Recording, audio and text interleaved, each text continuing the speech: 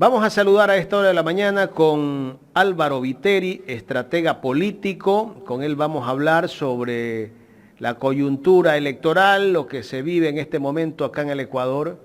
¿Cómo estás, Álvaro? Tú estás en Dubái, entiendo, ¿verdad? Sí, señor Jaime. Buenas noches. Gracias por esta Allá es la noche, ¿no? invitación. Son las 6:41 de la noche. Está anocheciendo. Ok. Correcto. ¿Cómo se ve desde el exterior lo que está viviendo el Ecuador? Quiero empezar con esa pregunta un poco curiosa, Álvaro, desde tu criterio. Se ve con mucho dolor. Se ve con mucho dolor. Mientras mejor nos va acá en Dubái, más nos duele lo que escuchamos desde Ecuador. Y adicional, hay estos sesgos que están sucediendo en la sociedad ecuatoriana en términos de información, acá se notan más. Porque si yo escucho los medios tradicionales, los medios corporativos, entonces si escucho Ecuavisa, Teleamazonas, TC, Disneylandia se queda pequeña al lado de lo que pasa en el Ecuador. El telazo debería estar ya, o sea, ya le premiaron recientemente, creo que solo le falta el premio de la paz y alguna otra cosa. Si uno escucha medios alternativos, entonces ahí escucha una historia completamente diferente y nos quedamos con una apretón en el corazón, porque decimos, bueno, ¿qué mismo? ¿Cuál de las dos? ¿No es cierto? Entonces es muy incierto, realmente genera muchísima incomodidad. Correcto, claro. Como siempre lo decimos nosotros acá, ¿no? Y la gente por eso cada día sigue viendo más los medios digitales. La gente que vive en el exterior ve más los medios digitales que los medios nacionales de acá. ¿Por qué? Porque en realidad te cuentan la verdad los medios digitales. Los nacionales, entre comillas, independientes, cuentan simplemente el relato casi que del gobierno. Casi que se han vuelto medios oficialistas. No sé si ese es tu criterio, Álvaro. 100%, y adicionalmente te sumo el detalle de que cuando quienes estamos consumiendo la comunicación sabemos cómo se hace la comunicación, ya no es información, simplemente es propaganda. Entonces, porque están usando las mismas herramientas que usamos los propagandistas para construir, a nosotros nos pagan por construir escenarios. Se supone que el periodista narra lo que ve y no lo manipula ni lo interpreta. Él está haciendo simplemente un reflejo de la realidad. Esa es la ventaja, o ese es el beneficio de la información noticiosa, ¿no es cierto? Y cuando decide hacer una opinión, dice, esto es mi opinión, punto de vista subjetivo. Usted puede estar de acuerdo, usted puede estar en desacuerdo. Pero cuando se borran esas líneas y la propaganda se vuelve en la información, entonces simplemente es un lavado de cerebro. Y eso es extremadamente peligroso. Porque yo, siguiendo los medios, la ventaja de los medios digitales es que la gente es clara. Todos los medios que yo sigo en el mundo digital dicen claramente, yo apoyo a tal candidato, yo apoyo a tal modelo de país, yo apoyo a tal modelo económico. Si usted está de acuerdo, qué bueno, ya somos dos. Y si no está de acuerdo, ponga su punto de vista. Y ahí los vemos en el chat batallando contra el punto de vista del periodista. Perfecto, de eso se trata. Pero está claro, no hay una intención, no hay una mala intención de vestirme de independencia y de neutralidad, cuando en realidad no la tengo. Y peor aún, en una de esas hasta soy parte del presupuesto de campaña. Entonces, soy uno de los influenciadores pagados para dar la opinión pública. Eso me parece muy poco honesto. Vamos al tema, mi estimado Álvaro. ¿Cuál es el perfil político que le conviene al Ecuador en esta segunda vuelta electoral para que gobierne el Ecuador por 18 meses? Buenísimo. Antes de entrar en ese detalle, un poco lo vamos a ir desarmando, quisiera poner un poco en contexto cómo se construye una campaña en general y una campaña política. ¿Por qué hago la diferencia? Porque En el caso de la campaña política, el producto es un ser humano, ¿no es cierto? En el caso del mundo comercial, el producto es un producto, es un objeto. Entonces, pero las herramientas son muy similares porque al final del día le estamos vendiendo al ser humano. Entonces, si no entendemos cómo se comporta el ser humano, mal podemos explicarlo o intentarle vender nada. Entonces, primera cosa que hay que denotar y que es muy claro para esta campaña política y las cosas que estamos viendo, porque parece que los fenómenos que estamos viendo, este surgimiento de Daniel medio inesperado, no es tan inesperado, es más bien bastante predecible. Quizás es inesperado para quienes no tienen experiencia en comunicación. Entonces, primera cosa que hay que considerar a la hora de construir un paquete comunicacional es cómo leemos la comunicación los seres humanos. 90% de la información que procesa el cerebro es visual. O quiere decir que adicionalmente recordamos 80% de las imágenes, 10% del sonido y 20%. El cerebro procesa 60,000 veces más rápido lo que ve que lo que escucha, que lo que se dice. ¿Qué quiere decir esto en términos de campañas políticas? Que todo ese bla bla que usan los políticos en realidad es una pérdida de tiempo. Porque la gente lo que está leyendo es su postura visual, su tono de voz, al 90%. Con eso yo tengo suficiente información para tomar una decisión. Así es que ganó el debate Daniel Noboa. No importa lo que dijo, importa cómo lució y cómo sonó. Está en este segundo debate, entendiendo que ya no son los pocos minutos que tendrán como la vez anterior, ahora son 2 horas de debate, tendrán más tiempo. Algunos dicen que al candidato Noboa le pasaron las preguntas. Bueno, nadie lo ha probado, pero en todo caso hay expertos que dicen que él respondía como que las cosas las decía de memoria.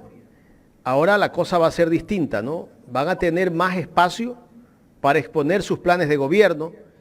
Y hemos visto tal vez a una Luisa González que en estos momentos se ha preparado.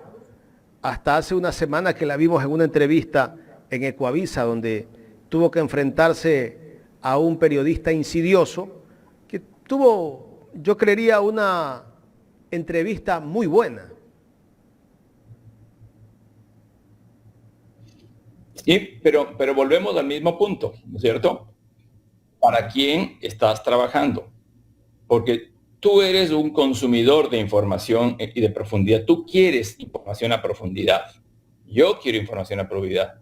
Pero la gran mayoría de la audiencia no quiere eso, no necesita eso, no entiende eso.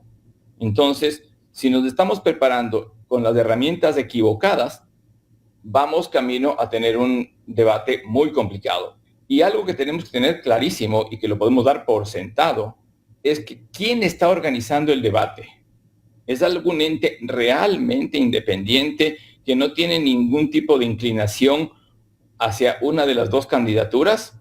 Ya pasó en el primero, fue notorio y evidente, y creo que podemos esperar exactamente lo mismo en otro empaquetamiento. Pueden cambiarle el formato, otra forma de preguntas, mucho más tiempo, pero al final del día, ese ecosistema está trabajando para el candidato que pertenece al ecosistema. Entonces, la candidata no puede trabajar para eso, sino para su audiencia. Entonces, el mensaje tiene que ir en ese sentido. Quiero un poco analizar el caso de qué pasó porque hablamos y lo mencionó el doctor Andino, el tema de la juventud. En el caso de Daniel, él tuvo el producto apropiado en el momento apropiado. Entonces tuvo este packaging joven, ¿no es cierto? Que es un golpe de suerte. Tiene golpe de suerte porque nació hace 75 años, punto. Y lo segundo, el tema del formato. ¿Quién es Daniel? Daniel es un estudiante de 20. Es un experto en contestar exámenes. ¿Cómo se prepara uno para el examen? 2 alternativas, la lícita y la ilícita. La lícita aprende todo el cuaderno de memoria. Asumamos que él es ese tipo de estudiante. La ilícita, te consigues las preguntas y te aprendes específicamente las respuestas de lo que te van a preguntar. En cualquier caso, aprendes. Ok, dicho esto, si lo que ve el consumidor el votante, el indeciso, vamos a hablar del indeciso, es 80% la parte visual, entonces check, es joven, yo soy joven, aprobado. Segundo, el tono en el que lo dice con seguridad, lo dice con tranquilidad. Con eso ya le sumé 10% adicional, 90%. No importa lo que conteste, ya dio mi aprobación, ya me ganó como posible. Pero eso es porque Daniel lo hizo muy bien. No, es porque los demás lo hicieron muy mediocre. Por eso dicen que en el país de los ciegos el tuerto es rey. Ese fue exactamente el contexto del debate. Este debate es una situación completamente diferente y la candidata tiene que estar preparada para eso, para hablar con ese target. Te quiero que para un poco explicarte qué es esto. Eso se le llaman los sesgos cognitivos. Dime, por favor, dime, se está incendiando, Álvaro, se está incendiando el estudio. Para que veas cómo te respondo. Álvaro, se está incendiando el estudio. Despreocúpate, tengo todo bajo control. ¿Qué sucede inmediatamente? Que te despreocupas, y si yo tengo todo bajo control, entonces ¿para qué te preocupas tú? Ese es Daniel Noboa. Señor Noboa, ¿qué hacemos contra el problema del meteorito que le va a impactar al Ecuador en el centro del país? Despreocúpense, tengo todo bajo control. Álvaro, Álvaro Viteri, estratega político, publicista también, nos acompaña a esta hora. Gustavo Jiménez lo saluda, Álvaro. A ver, pero un poco entendiendo este análisis que está haciendo, estamos hablando de un Daniel Noboa antes del debate, del primer debate, y un Daniel Noboa después del debate. La estructura anterior no pegó porque todo el mundo lo tenía a Daniel Noboa como un candidato casi desaparecido. Pero todo lo que pasó posteriormente a eso, la muerte de un candidato como Villavicencio, y la presentación o la postura o la imagen que proyectó en el debate, cambiaron esas tendencias. Pero las cambiaron quizás porque también de la mano, después de ese debate, hubo una gran campaña publicitaria en las redes sociales para posicionarlo a él de esa manera. Sin duda que sí, y eso es lo correcto a hacer, ¿cierto? Aprovechada esta circunstancia de que todos los demás estaban desposicionados y él logró destacarse un poquito sin hacer mucho esfuerzo, sin tener planificado, porque él no estaba planificado ir a ganar al debate, no tenían pensado llegar a la segunda vuelta, ¿no es cierto? Pero dado que se dieron las circunstancias, empezaron a correr sobre la marcha. Ahora, ¿qué es lo que viene en este momento? ¿Cómo reacciona frente a esta situación la candidata y cómo deben reaccionar ellos? Pues primero hay que entender quién es el target.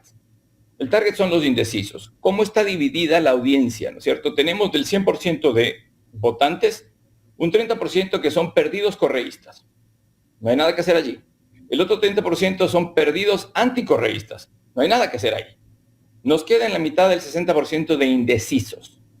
Entendamos qué quiere decir indeciso. Indeciso es que tiene incapacidad de tomar decisiones.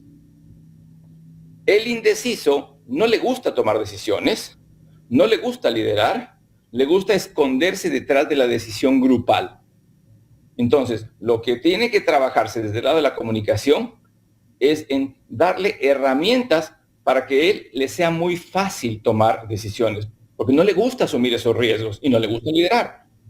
Entonces, lo que tenemos que hacer ahora en esta instancia es cambiar los juegos, porque tú no puedes cambiar al votante, y ese es un gran error de los comunicadores. Tú no puedes cambiar al candidato, porque el candidato es como es. Lo que puedes cambiar es la cancha. Hoy la cancha se dividió entre joven y viejo, nuevo, lo mismo. Hay que replantear la cancha. El replanteamiento de la cancha es lo viejo, el modelo dominante que tiene al país en la situación en la que está. No importa el empaquetamiento de la persona que esté llevando. Daniel Noboa representa a 200 años de un modelo en que un grupo minúsculo de la población, trabajando con el 99% de la población, se queda con los beneficios de ese trabajo. Y Luisa representa a ese 99% que no tiene la posibilidad de recibir del mismo modo los beneficios que todos trabajamos. Entonces, este es un país dividido entre un 1% que se llevan todo y un 99% que trabaja todo y no recibe nada. Esa es una nueva cancha. Ok, Álvaro, entonces bajo ese análisis, podríamos decir que el domingo, en realidad, quien tiene que ganarse o hacer el gran esfuerzo para ganar por gran mayoría es Daniel Noboa, porque según el análisis que me está diciendo, para Luisa prácticamente ya está en convencimiento de la percepción de ese 15% o de ese 14% de indeciso. ¿Por qué digo esto, Álvaro? Permíteme argumentar. Porque si fuera así, como se explica, que para Daniel Noboa es más fácil decir yo tengo el control de algo, aunque yo esté en llamas, yo lo voy a pensar dos veces, pues yo estoy en llamas. ¿Y cuáles son las llamas? Los asesinatos, los sicariatos, toda la delincuencia que está tras mío, que me intimida. Y si a mí un candidato me dice, tranquilo, que yo tengo el control, yo no le voy a creer, pues hasta no ver la acción. Entonces, tienes a un candidato que te promete eso, pero resulta que se pelea con los médicos porque le dice que son vagos. Se pelea con los educadores porque le dice que son cómodos. Se pelea con las embarazadas porque de esa manera reciben dinero para poder vivir. O sea, y después sale la mamá del candidato a justificar en cada agrupación la situación en la que se mete Daniel Noboa. O sea, y yo le comentaba ayer a mi compañero Jaime, que conversaba con mi hijo de 26 años, que es joven, que él me dice, qué vergüenza esta actitud de que la mamá tenga que defender al hijo. Estoy totalmente de acuerdo en lo que dices, pero ahí, y eso es parte de lo que tenemos que hacer los profesionales de la comunicación, es cuantificar cuánta gente está consumiendo esa información, ¿no es cierto? Porque si no, el problema que tenemos todos los seres humanos es que, y eso se llama la zona de confort, alimentas de lo que más te gusta. Entonces, si a ti te gustan los pasillos, escuchas pasillos. Si te gusta el heavy metal, escuchas heavy metal. Si te gusta la política, escuchas política y consumes política. Estamos hablando de un indeciso que es antipolítico, que es apolítico. Entonces, quiere todos historias de política.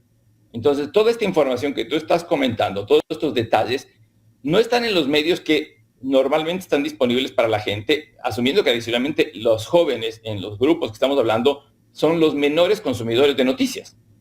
Entonces, no lo veo en las noticias tradicionales, no me gusta ver noticias, o sea, no me voy a sentar a ver noticias en el internet pudiendo ver en TikTok un montón de videos divertidísimos, ¿no es cierto? Entonces, esta información no está a su disposición. Está entre este 8% de la población que somos adictos a la política. Nosotros estamos consumiendo y gozando o criticando cualquiera de estas circunstancias. El grueso de la población sigue con la situación que ve en la publicidad y lo que se ve es un joven que parece ser que está siendo muy bien aceptado. Para mi punto de vista, y contestar tu pregunta, quien tiene que trabajar fuertemente en la siguiente semana es Luisa. Luisa es la que no tiene claro posicionamiento. Él es joven y tiene las cosas bajo control. Suficiente información para que el porcentaje de gente que quiere una situación sencilla y que alguien más se encargue del problema, le vote a él. Luisa tiene que demostrar que ella no viene de lo viejo, que ella representa lo nuevo, que él es lo viejo y que ella trabaja para la gente. Ese es el trabajo que tiene que hacer en la siguiente semana y en el debate contundentemente. Caso contrario, tiene todas las de ganar Daniel. Bueno, sobre todo cuando ese candidato ya se cree presidente, porque ya está nombrando ministros, está dando nombre y todo lo demás. Pero estamos analizando precisamente el tema electoral, lo que se nos viene el domingo ya, en 2 días, con el debate que podría ayudar a muchos indecisos a tomar una buena decisión a la hora de elegir a quién va a gobernar este país. Estamos hablando con Álvaro Viteri, estratega político y también pues estratega publicitario. Jaime, tiene usted la palabra. Gracias, Gustavo. A ver, Álvaro, de ese 99% que tú dices que es la población que está no con Luisa, porque si fuera el 99% ya hubiese ganado, que tal vez espera que alguien le resuelva los problemas, pero ese alguien no es no es Daniel Noboa? ¿Por qué hay un alto número de personas que está en una posición económica que busca que alguien le resuelva los problemas, pero sin embargo esa gente tal vez va a votar por Daniel Noboa? No sé si fui claro en la pregunta. 100%. Y es extremadamente interesante tu pregunta. Pero eso nos obliga a que hagamos terminar este desglose. ¿Quién es el votante? Son jóvenes. Jóvenes de 16 a 35. Ahora, no, el gran problema es que se está empaquetando a los jóvenes como que fueran la misma cosa, y no son. Son al menos los primeros 4 grupos, son 16, 21, estudiantes. Esa es una realidad de vida. El siguiente es 21-25, estudiantes de primer trabajo, otra realidad de vida. Tercer grupo, 25-35, 26-35, trabajo, hogar e incluso hijos. Ahí tienes 3 versiones diferentes de lo que son los jóvenes. Todos muy internados, todos de lo que quieras. Después ponle rural, urbano, 6 grupos diferentes. Después pon 4 niveles socioeconómicos: clase baja, clase media baja, media baja, media alta y alta. La media alta y la alta. La alta vota ¿por quién? Por la alta, ¿no es cierto? Obviamente, siempre la alta vota por la alta. La media alta, que son los florindos, que se creen de la alta, aunque no lo son, votan por la alta. Lo raro es que haya una clase media baja y una clase baja que sigue comprando esta fantasía del candidato, del millonario, que después de hacer millones de millones decide ponerse la mano en el corazón y convertirse en un adalid de los derechos sociales. Lo lindo del asunto es que en este caso, y esa es una fantasía que se la vende la gente, porque tanto Verónica Abad como Daniel han sido absolutamente claros y contundentes. Vamos a privatizar la educación, la salud, el seguro social. Vamos a poner el Estado a trabajar para hacer plata, para cuidar el capital. Lo están diciendo de frente, no están mintiendo. Pero la gente, y esa es la parte que es más importante, que lo que tú dices es lo que el otro entiende. Entonces la gente, como le ve jovencito y le ve que habla con cierta seguridad y cierta firmeza, dice: chévere, este se va a encargar y él me va a salvar de pobre. Porque además los millonarios ya no quieren seguir abusando de la gente, sino que quieren ayudar. Cuando históricamente lo que hemos visto es exactamente lo contrario. Y él lo está diciendo de frente: voy a ayudar a los capitalistas, voy a ayudar a la gente que me está financiando la campaña, voy a ayudar a mi grupo socioeconómico, les voy a cargar los impuestos a ustedes y nos los vamos a quitar nosotros. Entonces, él no está diciendo nada. ¿Tú me estás diciendo que Noboa viene con un plan de negocios? Y no digo que esto sea malo, mucho ojo. Yo soy un empresario y he trabajado 30 años para los empresarios. Ahora, una cosa son los empresarios y otra cosa son los empresaurios. Entonces, esa es la gran diferencia. Él tiene un plan. El capitalista trabaja para preservar el capital. Punto. Eso es la base mismo del capitalismo. Cualquier cosa diferente ya no es capitalismo. Dámele lo que quieras, ¿no es cierto? Él ha dicho claramente: yo vengo acá a hacer que el capital tenga más herramientas de poder crecer. Si es que el hospital público detectamos que los viejitos, las madres embarazadas y los niños son mal negocio, les cortamos del servicio y le atendemos al que nos da buen negocio. Esa es la posición de un empresario responsable. Por eso es que hay que ciertos tipos de productos, ciertos tipos de servicios no pueden estar solo en manos de los privados, porque si solo ves con mente de privado, hay gente que se queda botada en la calle, y eso es lo peligroso. Ahora, hay un grupo de empresarios que ven las cosas desde ese lugar, hay otro que no. La posición que tiene que tener, mi recomendación para Luisa en esta semana, es asumir una postura de mano dura. ¿Mano dura en qué sentido? Primero, ¿cuál es el enemigo al que hay que atacar? Se llama la falta de seguridad. La falta de seguridad es llegar a la casa vivo. La falta de seguridad de tener 3 comidas al día. La falta de seguridad de tener un techo. Cómo generar un recurso. Cómo educar a mis hijos. Ese es el primer elemento. Y simplificarlo, porque hablan de muchas cosas. Le confunden a la gente en lugar de darle historias sencillas y simples. Seguridad. Lo segundo, mano dura contra los 2 siguientes enemigos. El uno se llama el crimen, en sus 2 formas, el crimen internacional y el crimen local.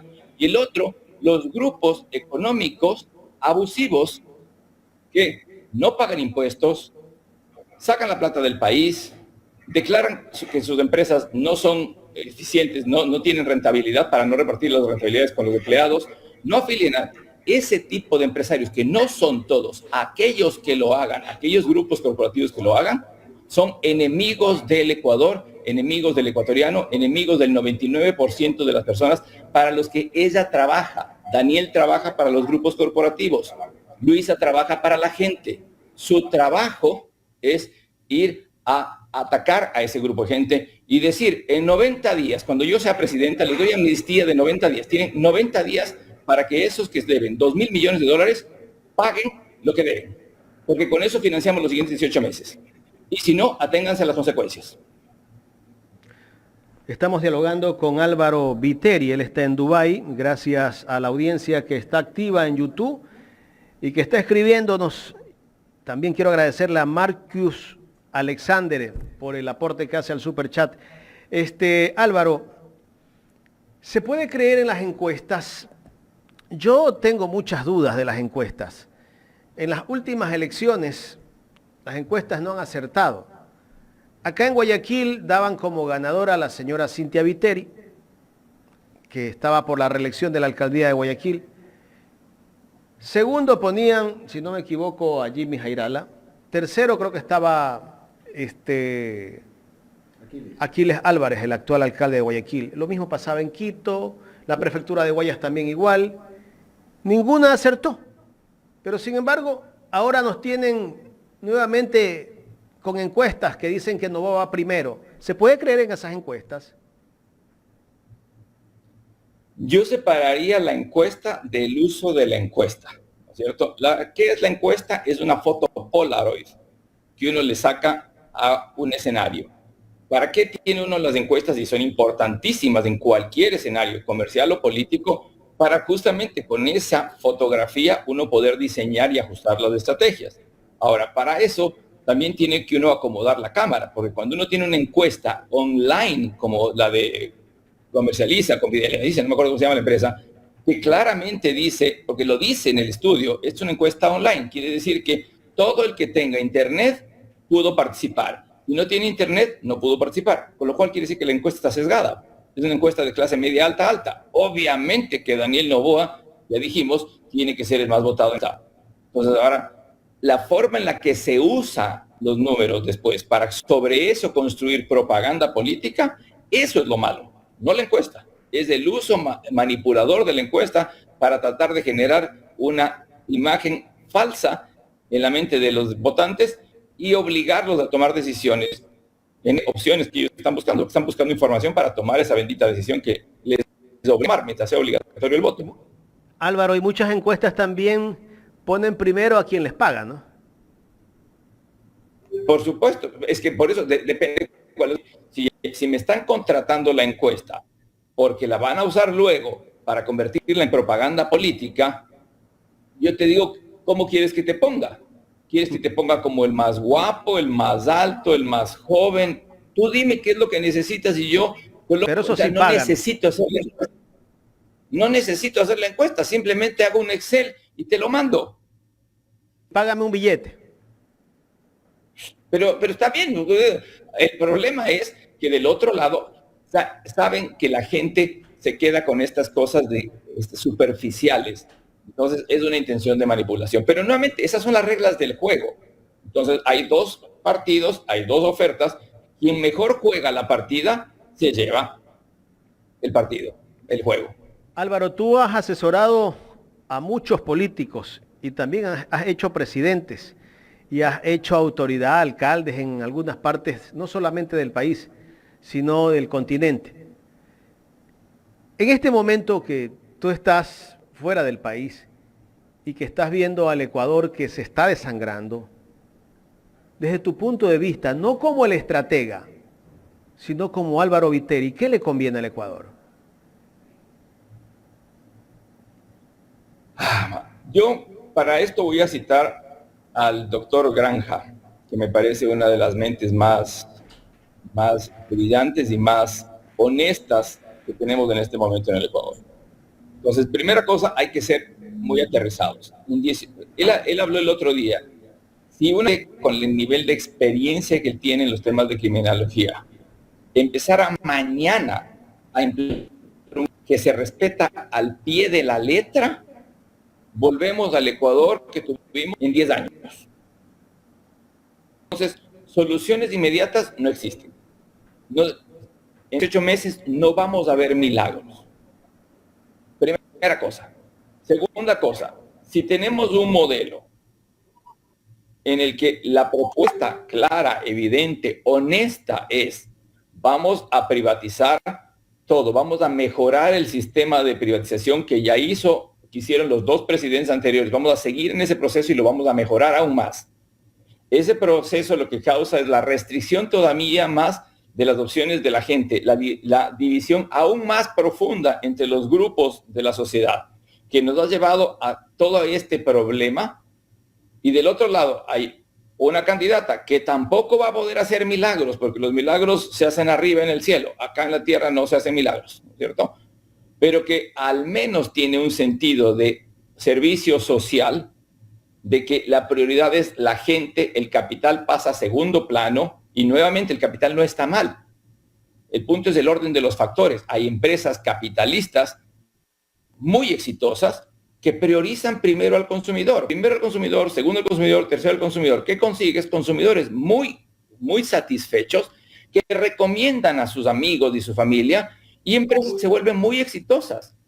Pero el orden de los factores es primero atiendo a la gente y después atiendo a los accionistas. Ese tipo de modelo lo veo más similar desde el lado de Luisa que desde el otro lado, que es un lado que ya lo ha aprobado, porque nuevamente la ha aprobado la historia y lo están diciendo. Vamos a privatizar la educación. Si no tiene plata, no estudia, punto. Y si no estudia, ¿qué hace? Se pasa a las bandas delincuenciales, ¿no es cierto? Si es que la propuesta es, le vamos a bajar los impuestos a las empresas que reciban estudiantes. ¿Cuáles son las repreguntas que no se hacen? Y les van a dar qué puesto a los chicos que salen recién graduados de las universidades, a pasar cafés por un sueldo básico. Y del otro lado, quedo dentro de un grupo, porque el grupo de la delincuencial es una familia. Entonces, en mi familia me reciben, me atienden, me acompañan, no me maltratan, no soy el que pasa los cafés dentro de la gran empresa, y adicionalmente gano 10 veces lo que gano en esta empresa. ¿Cuál es el sentido de...? Pero el beneficio es que el empresario se ahorra los impuestos. Entonces, ese tipo de pensamientos que están siendo dichos totalmente honestos, porque a nosotros nos parece que son tonterías. No son tonterías si lo ves desde el lado de ellos. Están siendo buenos. Ahora, lo raro es que la gente de clase media baja, media, esté pensando de que este señor, cuando dice cosas súper claras, de pronto, cuando ya sea presidente, va a cambiar de decisión y decir, no, chiste no va a ser a lo de que íbamos a privatizar la educación. Sí la vamos a dejar social. No, ya lo dijo, lo va a ejecutar. Y después quiero ver cómo van a pagar la educación. Entonces, no le conviene al país, para mi punto de vista. Ninguno va a hacer milagros, pero me parece que Luisa tiene más posibilidades de tener un acercamiento más cercano a la realidad país. Los otros tienen un acercamiento a la realidad capital, a la realidad empresarial. Álvaro, queremos agradecerte por aceptar conversar con Ecuador en directo. No, al contrario, les agradezco a ustedes por, aunque sea a la distancia, dejarme tener algún tipo de aporte a esa decisión que están buscando los indecisos tan desesperadamente de poder tomar la mejor opción. Ojalá de algún modo les haya servido. Muchas gracias. Gracias, Álvaro Viteri desde Dubái, vía telemática, quien nos ha despejado muchas dudas respecto a lo que esperan los ecuatorianos de los 2 candidatos finalistas para las próximas elecciones que serán el 15 de octubre. Estamos cerquita. Ya 16 días, 17 días. 16, 17 días. 17 días. días. Domingo tendremos el debate. Este 1 de octubre. Este 1 de octubre. Domingo.